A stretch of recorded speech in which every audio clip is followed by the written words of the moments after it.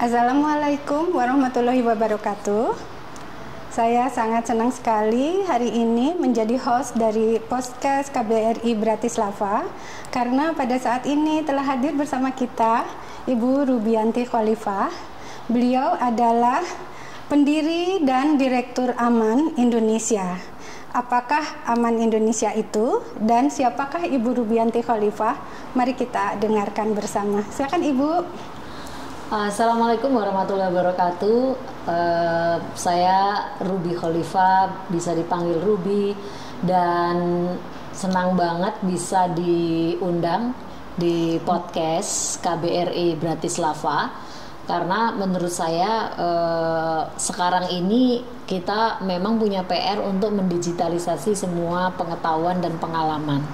Nah, kebetulan Asian Muslim Action Network itu udah lama banget kita melakukan berbagai macam intervensi terkait dengan perempuan, perdamaian dan keamanan dalam kerangka itu.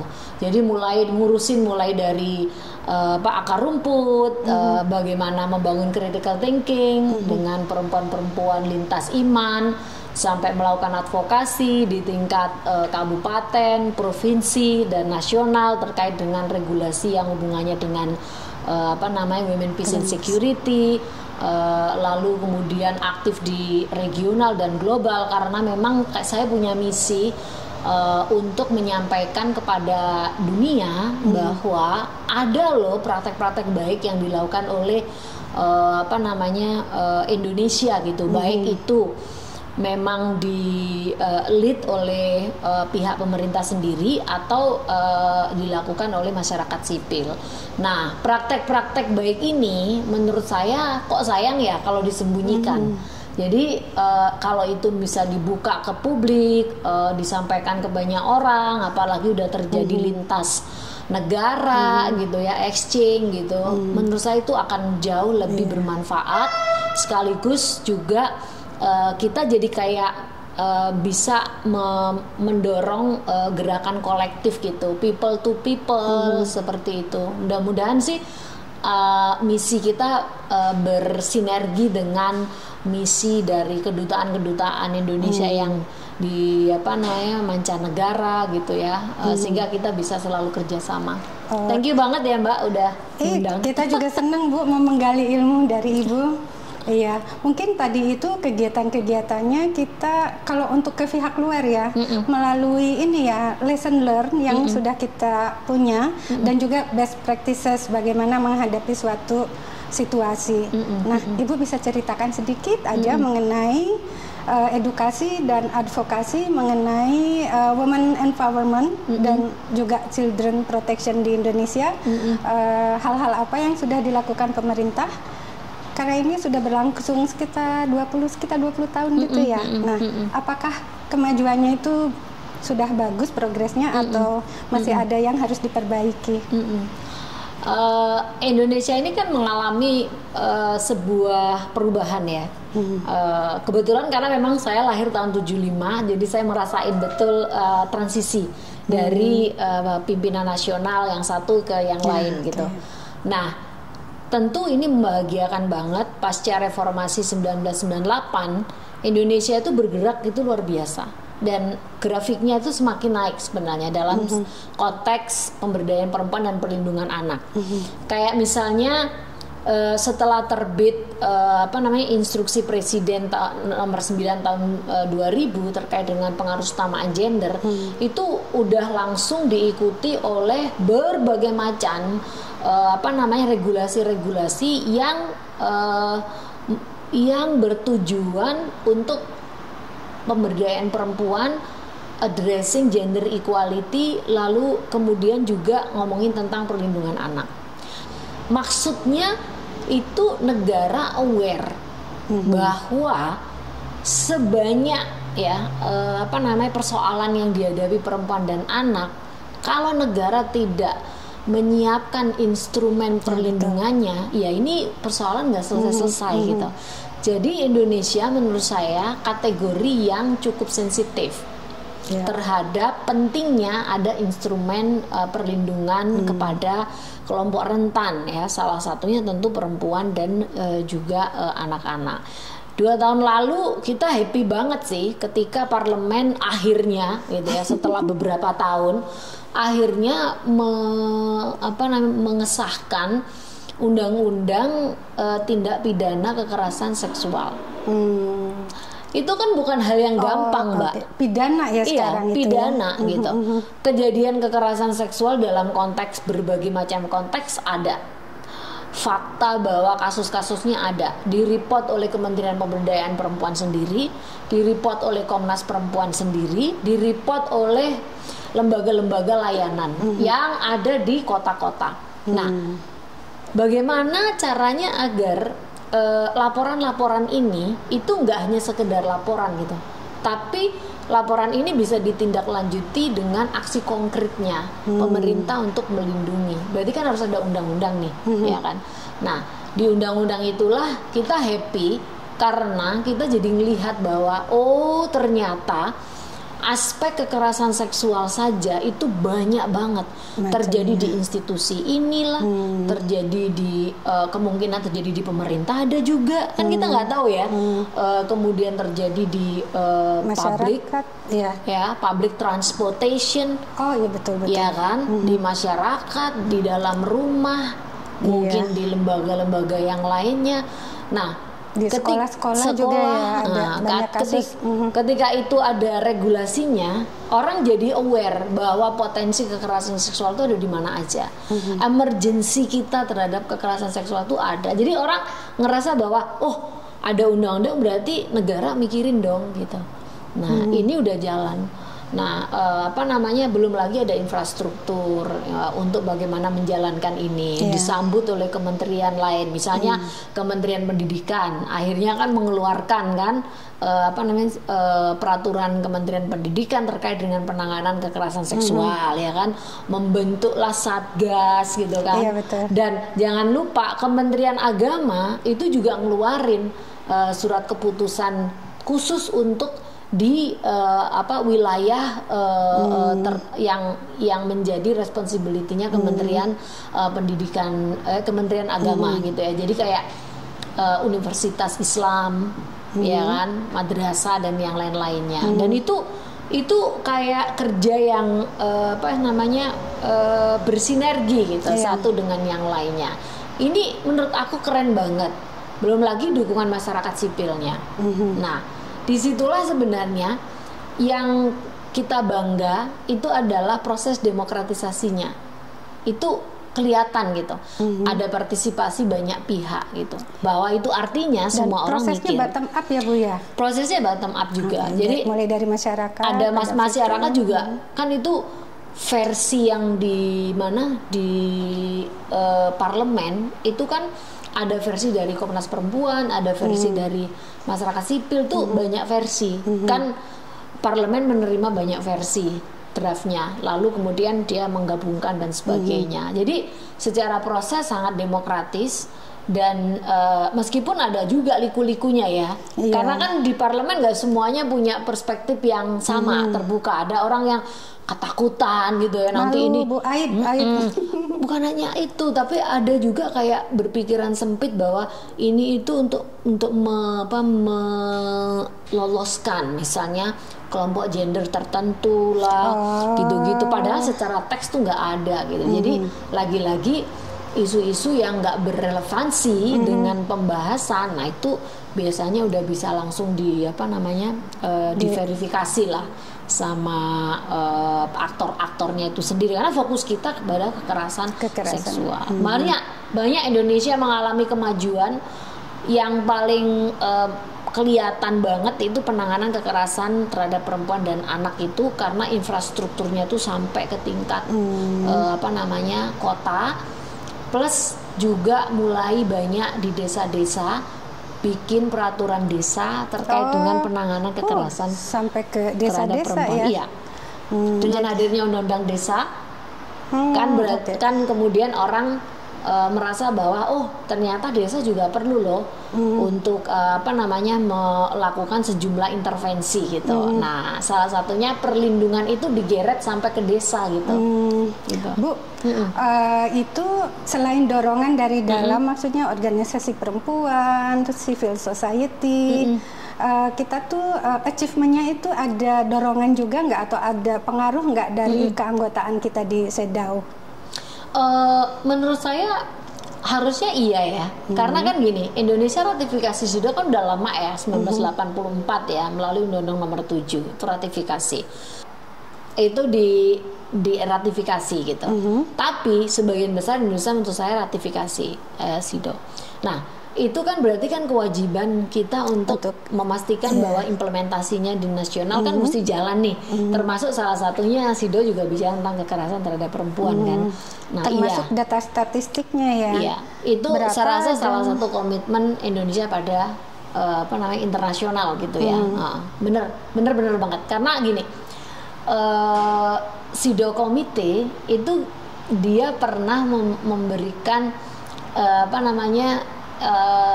concluding observation buat Indonesia itu 4 kali berturut-turut, tapi untuk kasus pernikahan anak.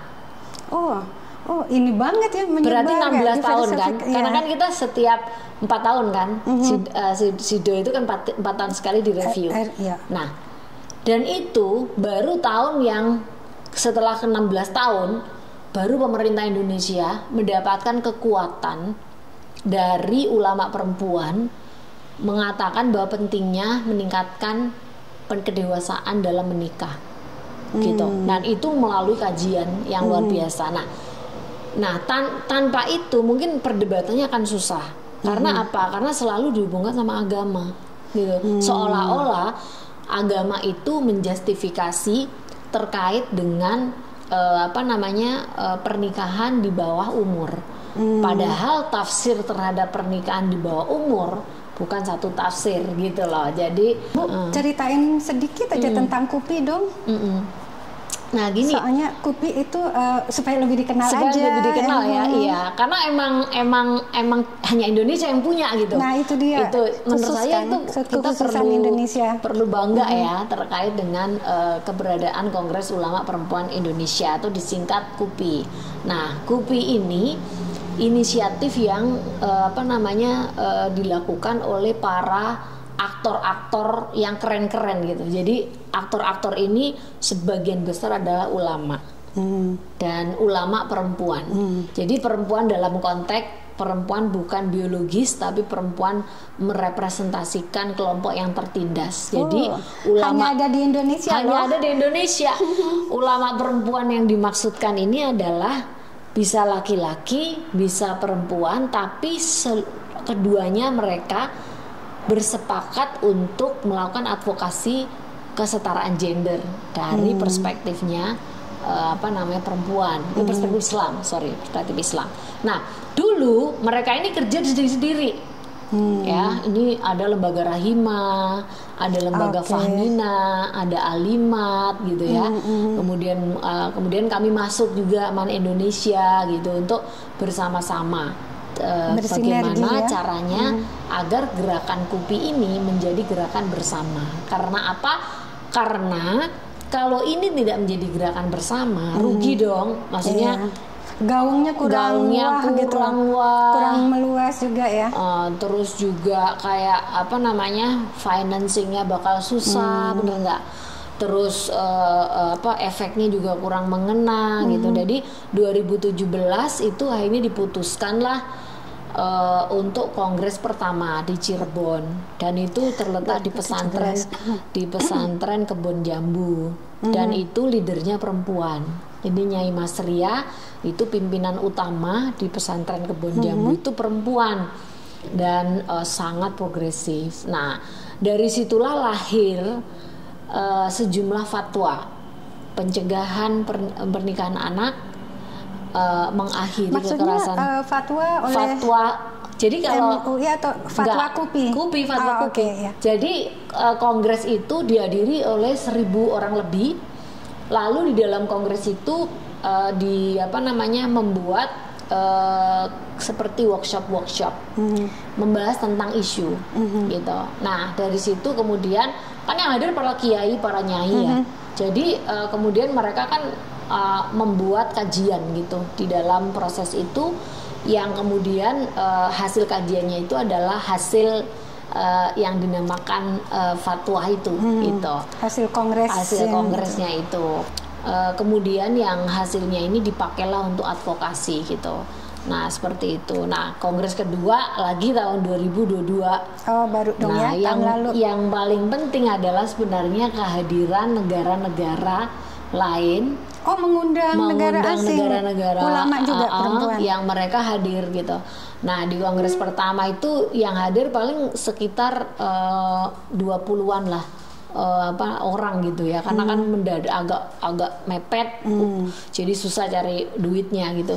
Jadi yang hadir itu waktu itu nggak sampai 10 negara. Di Afghanistan dan Pakistan itu mereka punya juga ulama perempuan. Gini unik banget nih. Penasaran. Definisi ulama perempuan itu kalau di konteksnya KUPI itu kolektif gitu ya. Jadi kan kalau kita menafsirkan ayat itu kan butuh perspektif lain seperti sosiologis, harus ada penelaahannya, antropologis ya enggak, psikososial mungkin, psikologis mungkin, atau perspektif yang lain. Jadi pada dasarnya ulama itu nggak bisa sendiri, gitu. Dia harus dibantu ahli-ahli lain. Nah gerakan ulama perempuan itu adalah berkumpulnya para ahli-ahli lain itu, baik ahli keilmuan lain sama keilmuan agama jadi satu, lalu mereka melakukan upaya perubahan dari perspektif yang bagus itu gitu. Nah disitulah kemudian fatwanya itu makanya sangat khas karena melandaskan kepada pengalaman perempuan, selain tentu saja referensi keislaman dan juga instrumen HAM dan gitu. Keilmuan juga ya Bu ya. Iya. Jadi benar. kalau fatwa dikeluarkan terus ada orang yang mengcounter atau sudah bisa dijelaskan dari berbagai aspek. Betul, ya Bu ya. Betul sekali karena bentuknya juga kajian lengkap, ada referensinya, ada data-datanya, baru kesimpulan kan bahwa ini pandangan Islamnya gimana gitu. Komprehensif banget ya. Jadi ketika baca orang bukan hanya baca ujuk-ujuk langsung gitu, tapi udah baca dulu nih bahwa kajiannya kayak gini ternyata. Referensi keislaman terkait dengan isu pencegahan perkawinan anak itu apa sih gitu.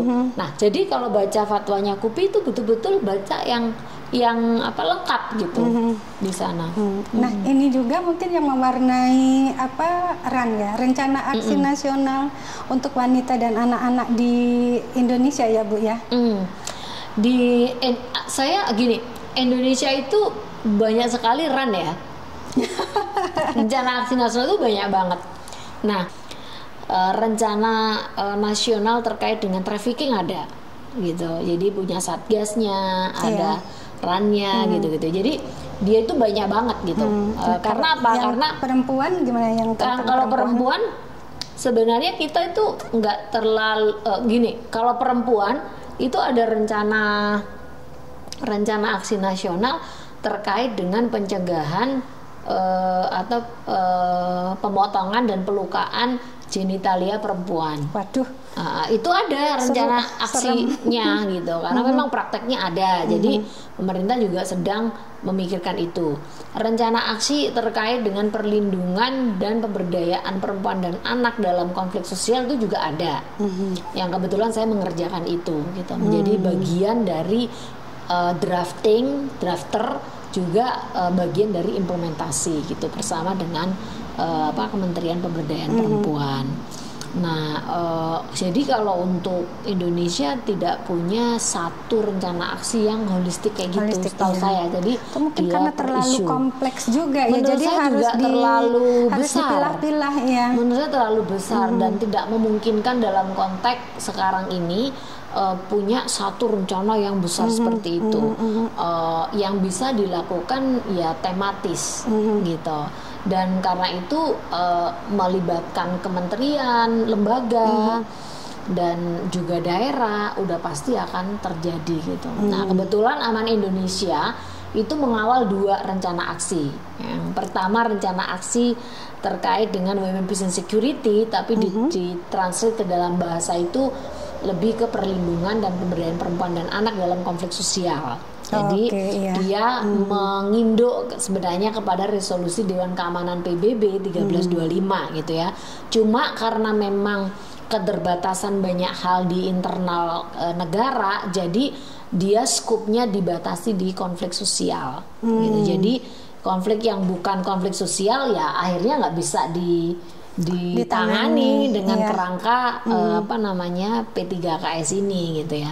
Yang lain adalah rencana aksi nasional terkait dengan pencegahan dan penanggulangan ekstremisme berbasis kekerasan mengarah pada terorisme di bawah BNPT. Iya. Disingkatnya gampang, Mbak, RAN-PE.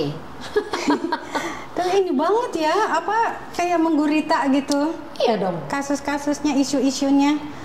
Udah pasti kok. Jadi kalau ada rencana aksi berarti merespon kasus yang memang ada gitu memang ya. Ada sebelumnya ya. Makin seneng kan dengarnya, ini banyak sekali ilmu-ilmunya. Mari kita ini lagi gali lagi lebih lanjut. Mungkin itu juga ya yang mengundang Ibu ke Brussels kemarin dengan Uni Eropa. Iya betul. Iya, ya. Coba ceritakan dong Bu, di sana kan, ngapain aja sih Bu? Karena kan memang kerjaan Aman Indonesia dan jaringan itu kan salah satunya yang kita kerjasama dengan BNPT itu kan mengawal implementasi rencana aksi nasional pencegahan dan penanggulangan ekstremisme berbasis kekerasan mengarah pada terorisme itu sampai tingkat daerah gitu. Nah, ini perspektif saya ya. Kalau nasional itu membuat sebuah regulasi, itu belum tentu daerah itu secara otomatis akan mengadopsi gitu. Karena ada tawar-menawar tuh. Iya. Kadang-kadang ada pertanyaan gini, emang relevan buat daerahku? Terus harus ada juknis dan lain-lainnya juga mungkin yang pasti harus diikuti mereka mungkin. Cuman kan dari daerah itu kan harusnya gitu ya. Oh, oke, ini pencegahan bisa. Artinya bukan berarti hanya daerah yang terjadi bom gitu, atau menjadi home groundnya teroris, baru dia kemudian merasa relevan gitu. Nggak begitu dong. Cara penafsirannya kan gimana caranya agar daerah-daerah ini jangan terjadi terorisme, iya nggak? Karena kalau dia terjadi teroris berarti kan pencegahannya kan nggak ada. Sementara rencana aksi nasional ini pencegahan gitu. Maka dari itu kami mendekatinya itu dengan cara memastikan bahwa pemerintah nasional itu berani untuk backup gitu ke daerah. Jadi kita kerjasama dengan BNPT, lalu kemudian kita turun di daerah dan di daerah itu melakukan konsolidasi dengan masyarakat sipil, bertemu dengan pemerintah daerah, ngebahas draftnya gitu ya, sampai terjadi exchange knowledge lah terkait dengan pentingnya daerah memiliki rencana aksi daerah terkait dengan pencegahan terorisme tadi itu. Nah, itu kita kerjakan tuh di sejumlah daerah yang dikerjakan bareng dalam jaringan saya itu ada Aceh, lalu Jawa Barat, Banten, Jawa Tengah, kantong-kantongnya ya Bu ya. Jawa Timur, Sulawesi Tengah, Nusa Tenggara Barat dan Maluku. Dan itu jadi kayak kerja bareng gitu. Nah, dari situlah kita tahu bahwa nggak semua daerah itu aware terhadap isu-isu kritis ini. Maka menurut saya kerjasama nasional dan daerah, masyarakat dan pemerintah itu membuka peluang betul buat daerah memahami tentang dinamika isu di masing-masing daerah, termasuk bicara tentang perempuan dan anak, karena Indonesia ini kan laboratorium nih, ya kan? Banyak apa kasusnya, aja, karena banyak banget kasusnya. Ya kan? Begitu Surabaya terjadi bom dan itu perempuan dan keluarga, itu orang heboh banget itu.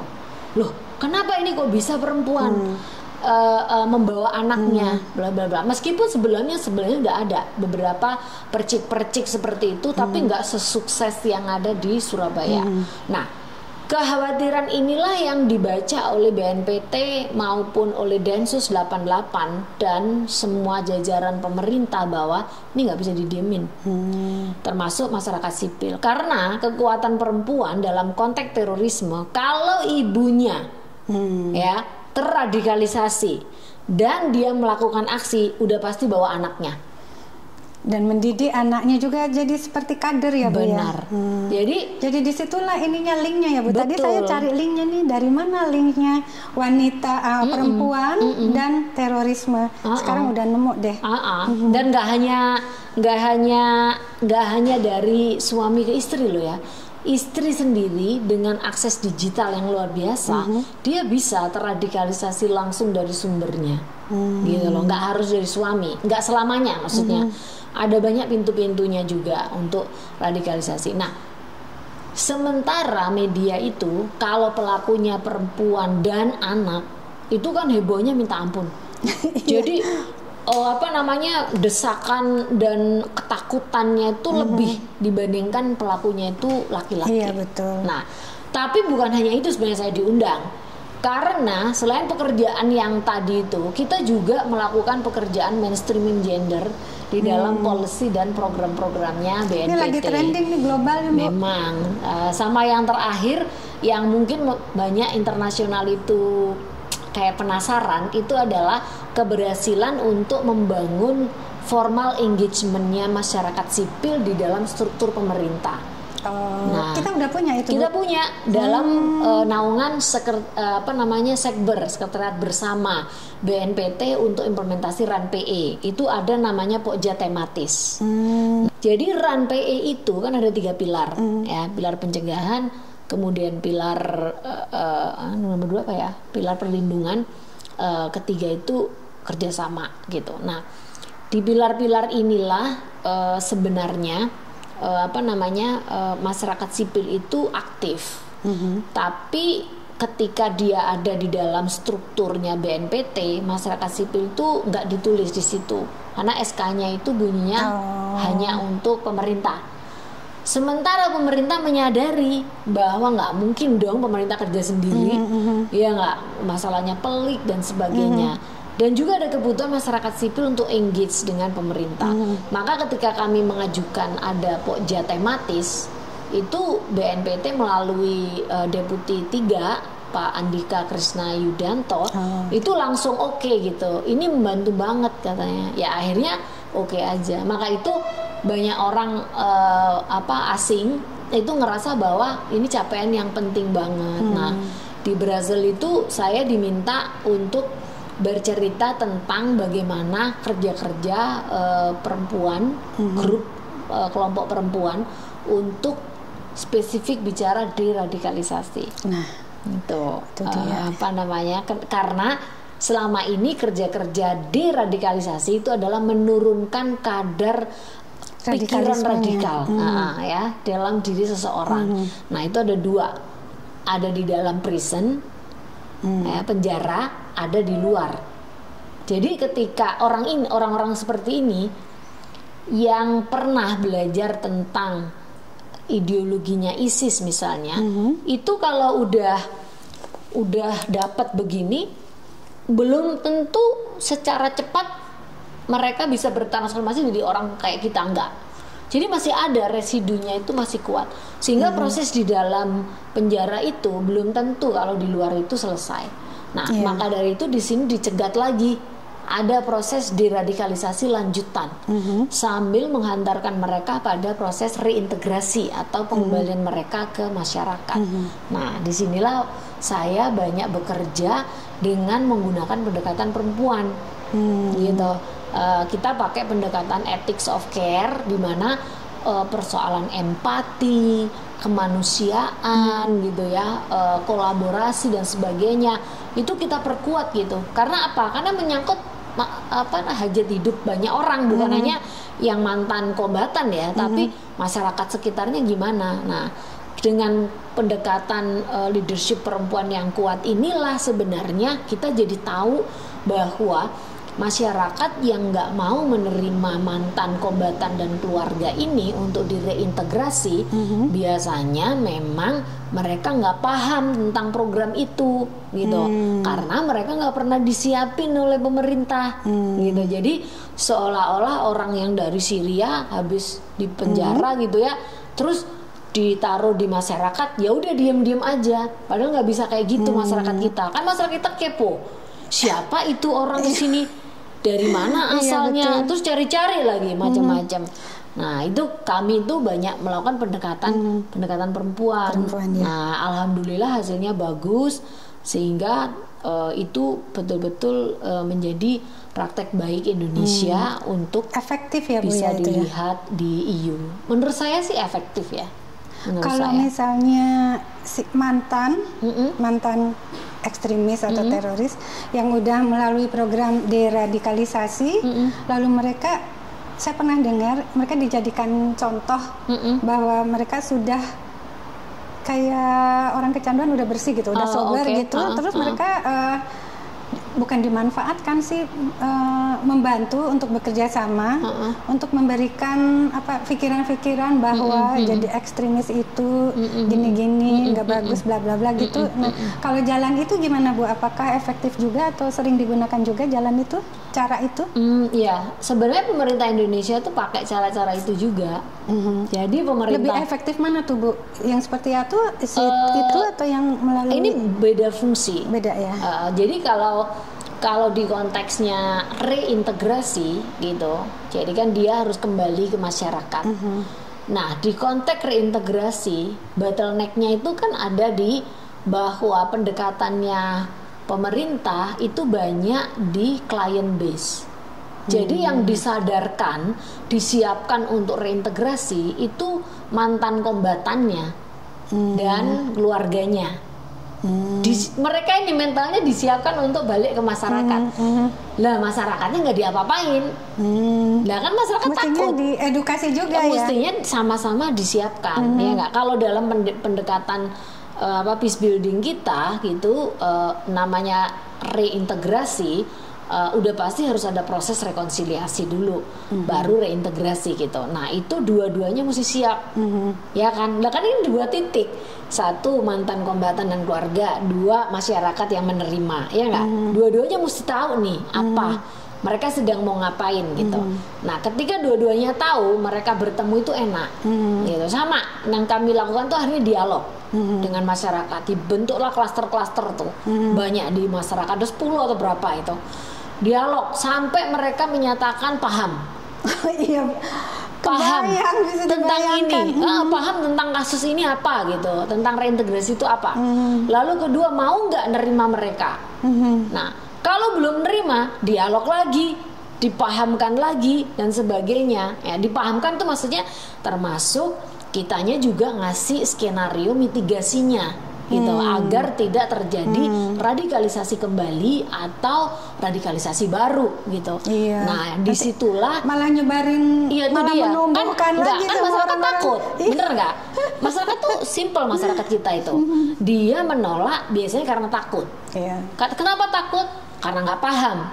Gitu. Jadi kembali lagi akhirnya knowledge kan, sama informasi. Nah, disitulah tugas kita ini sebagai masyarakat sipil, ya gitu, bikin dialog-dialog seperti itu, memahamkan sampai semuanya kemudian paham dan akhirnya oke, kita siap dipertemukan dalam pertemuan besar di kampung itu yang dihadiri oleh perwakilan-perwakilan klaster ini semua yang ikut dialog.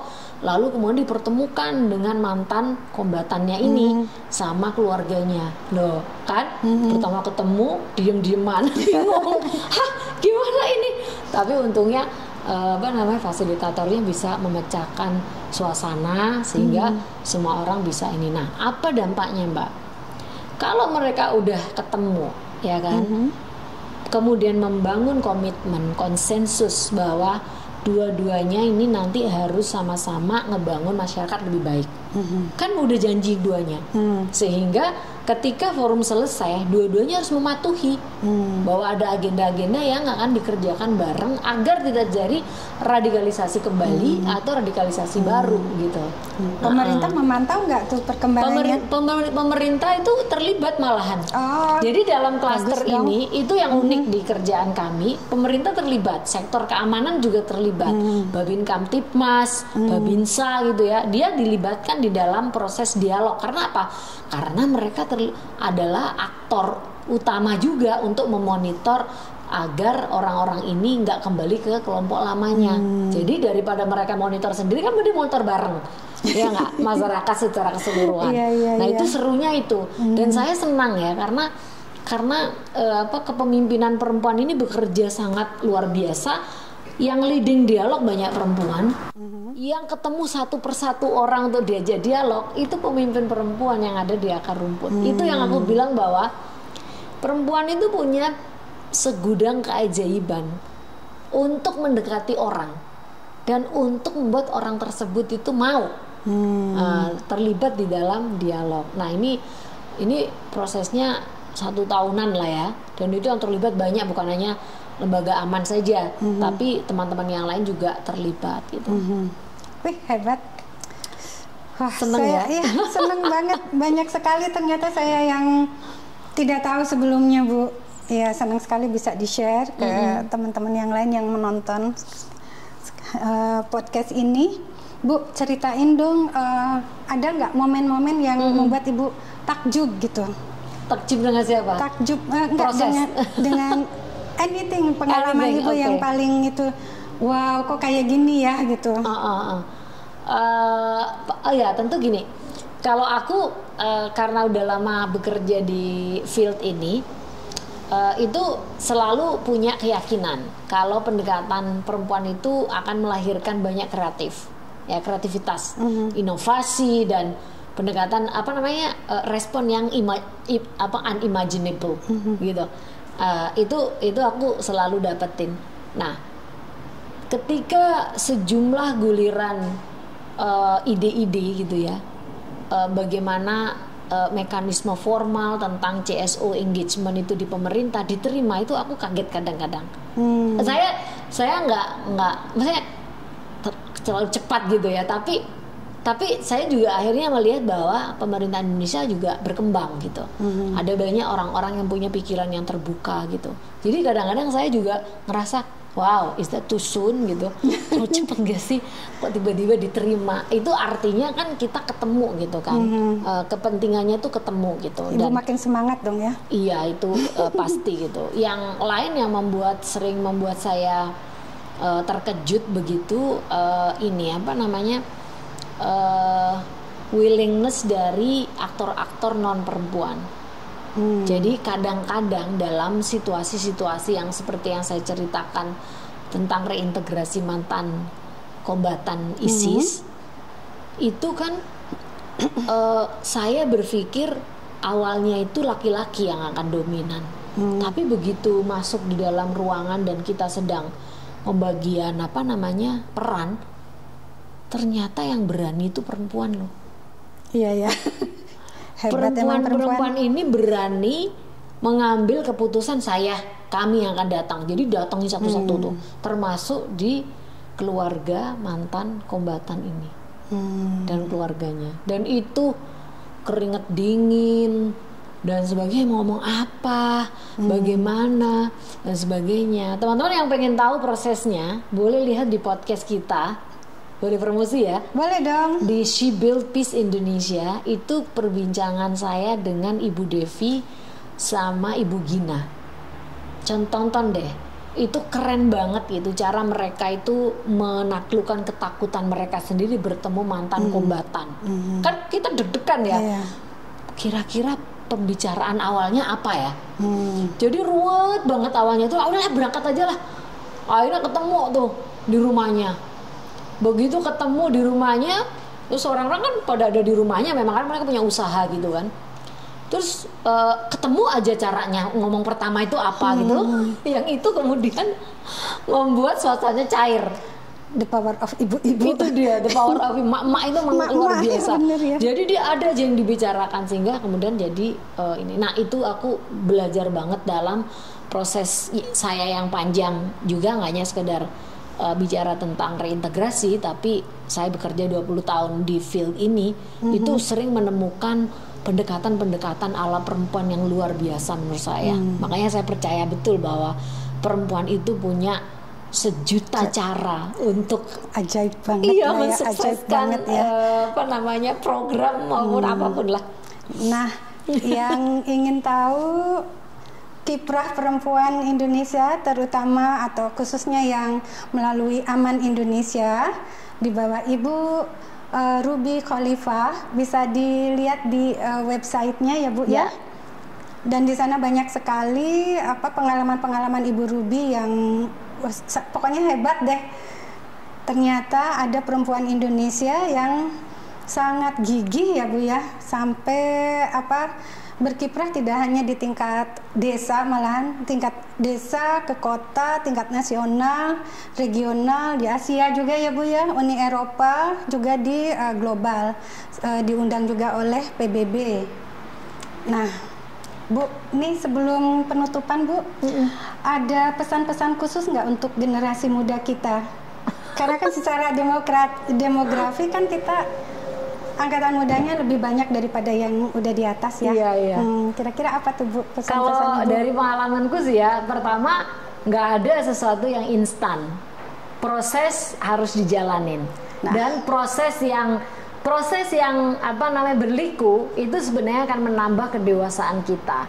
Yang maksud saya kedewasaan adalah leadership kita. Jadi semakin Anda menikmati proses, semakin Anda akan merasakan bahwa kedewasaan Anda akan tumbuh gitu. Jadi nggak akan ada yang instan. Kesuksesan itu pasti butuh proses. Dan mesti bersabar dengan proses. Yang kedua, kayaknya sih kalau saya ngelihat anak muda bertemu dengan orang, berkomunikasi dengan orang benar gitu ya, bukan di media sosial, itu akan banyak sekali mengajarkan kita tentang nilai-nilai dan cara-cara yang amazing tadi itu. Nah, maka dari itu saya menyarankan teman-teman, meskipun kalian lebih comfortable di media sosial ya, aku tahu, di laptop dan sebagainya, tapi bertemu orang, lalu kemudian ngobrol dengan orang, itu beda banget. Ada sense humanity gitu, yang itu nggak bisa tiba-tiba hilang gitu. Kamu akan berpikir beberapa kali ketika bicara sama orang. Ya, betul, kita dalam gitu hubungannya gitu. Dan itu kemudian yang menjadikan kita jadi kebangun sisterhood dan family gitu dengan banyak orang gitu. Karena apa? Karena ketemu, makan bareng gitu kan, susah bareng dan sebagainya.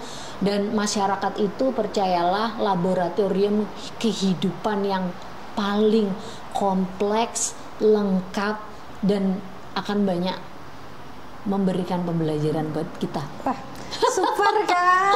Thank you udah Ibu nyaksiin. Ruby, terima kasih banyak Podcastnya. atas kesempatannya bersama kita. Sama-sama. Podcast KBRI Bratislava.